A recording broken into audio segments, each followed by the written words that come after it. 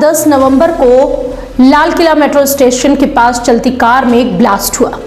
इस ब्लास्ट के बाद पूरी राजधानी में हाई अलर्ट है। दिल्ली दहल गई है और साथ ही साथ एक सदमे में है।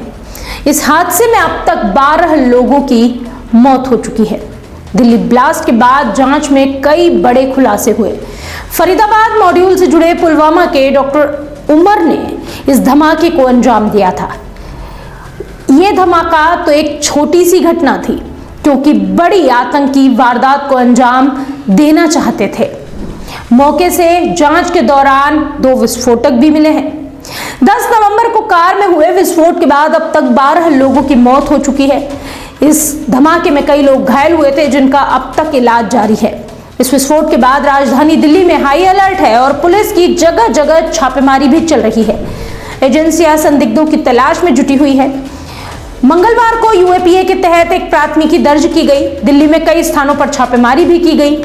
इस पूरे ब्लास्ट के बाद से गृह मंत्री अमित शाह ने मीटिंग्स ली। उन्होंने इस मामले की हर एंगल से जांच करने के बारे में भी कहा था। इतना ही नहीं, 11 नवंबर को एक हाई लेवल की बैठक भी हुई।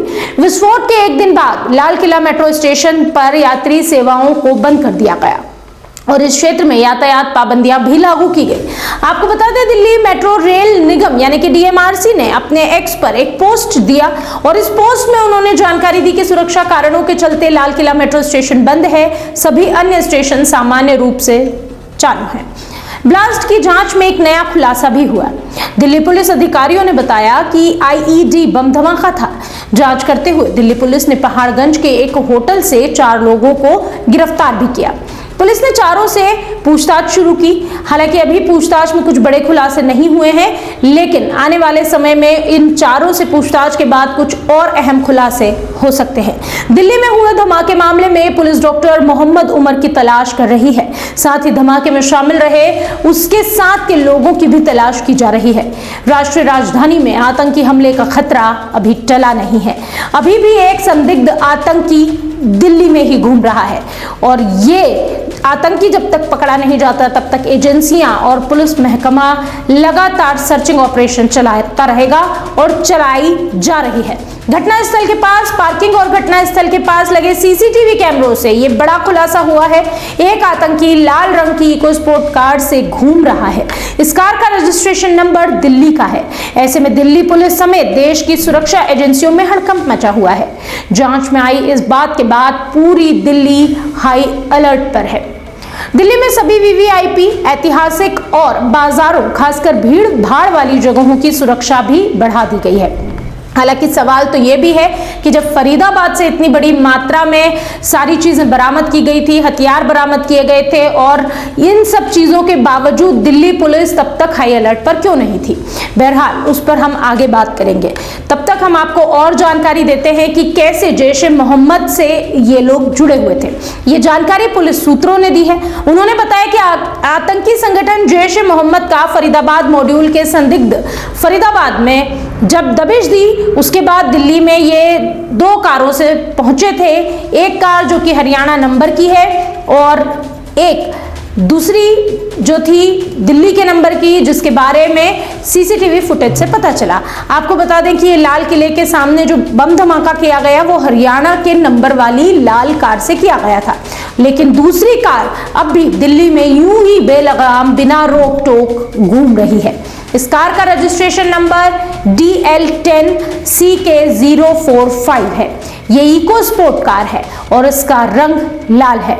दोनों कारें एक साथ दिल्ली पहुंची थी। चांदनी चौक पार्किंग में एक साथ थी। इस कार में एक संदिग्ध सवार था और वो I-20 कार में सवार संदिग्धों से बात भी कर रहा था।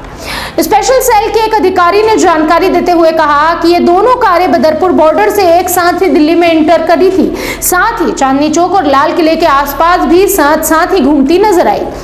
जो जानकारी पुलिस ने दी है उसमें यह भी बताया गया कि बम धमाके के पास से जो 2 कारतूस मिले हैं वो सरकारी नहीं है। इसका मतलब यह साफ है कि कारतूस पुलिस के नहीं। और ये जानकारी मिलने के बाद से दिल्ली पुलिस और सुरक्षा एजेंसियां और भी ज्यादा सख्ते में हैं, और भी ज्यादा एक्टिव मोड में हैं। सुरक्षा एजेंसियों की शुरुआती जांच में लाल किला के पास बम धमाके को डर और लापरवाही का नतीजा बताया गया था।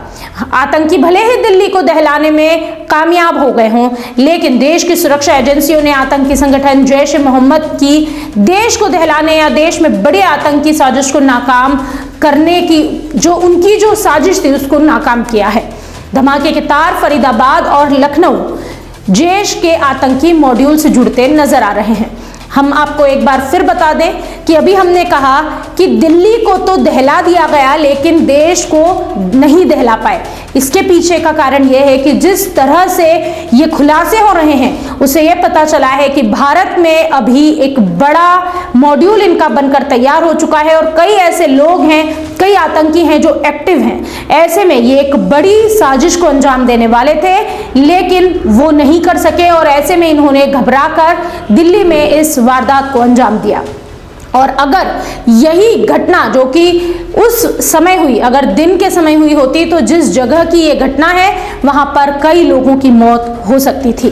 बहरहाल हम अब भी ये तो नहीं कहते कि आतंक पर हमने बहुत बड़ा वार किया है, क्योंकि आतंकी अपनी साजिश को अंजाम दे गया और कई लोगों की जान इस हादसे में चली गई, उस ब्लास्ट में चली गई, लेकिन फिर भी देश को दहलाने से बचा लिया गया।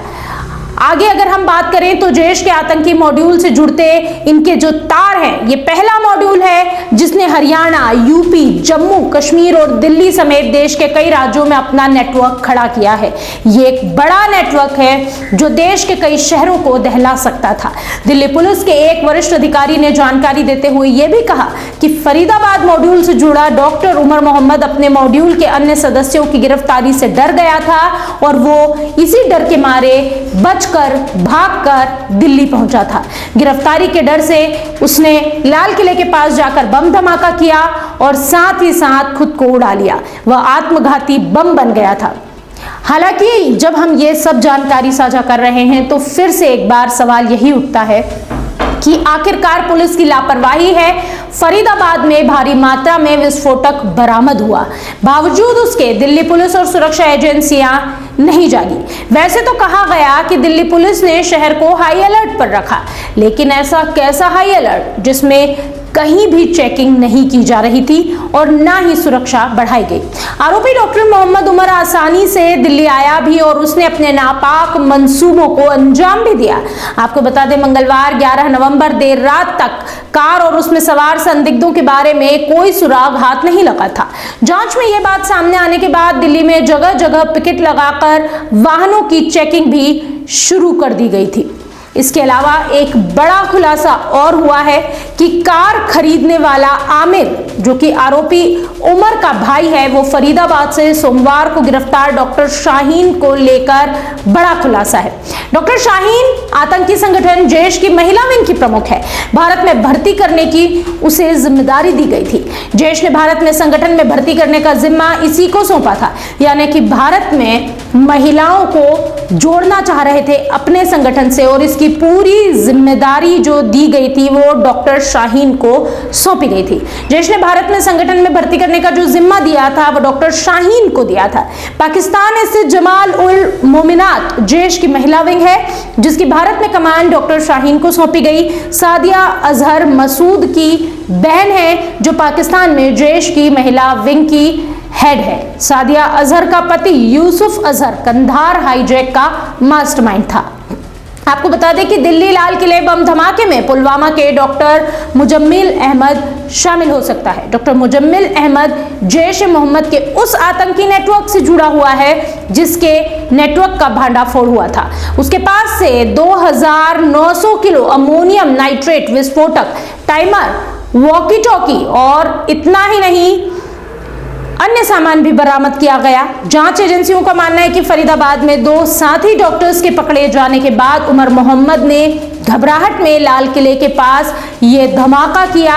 ये प्रारंभिक जांच में सामने आया, लेकिन ये धमाका इतना खतरनाक था कि कई किलोमीटर दूर तक इसकी आवाज लोगों ने सुनी और तब से दिल्ली दहल गई। हालांकि दिल्ली देश की राजधानी है, जल्द ही यहाँ घूम रहे उस आतंकी को भी पकड़ने की जो कवायद हमारी एजेंसियां शुरू कर चुकी है, उसे भी जल्द ही पकड़ा जाएगा। लेकिन जब तक वो आतंकी पुलिस के या एजेंसियों के हाथ नहीं आता, तब तक सभी की नींदें हराम हो गई है। दिल्ली धमाके को लेकर आपका क्या मानना है? इस पूरी खबर पर आपकी क्या राय है? कमेंट बॉक्स में हमें जरूर बताएं। देखते रहिए राष्ट्रीय जनभावना।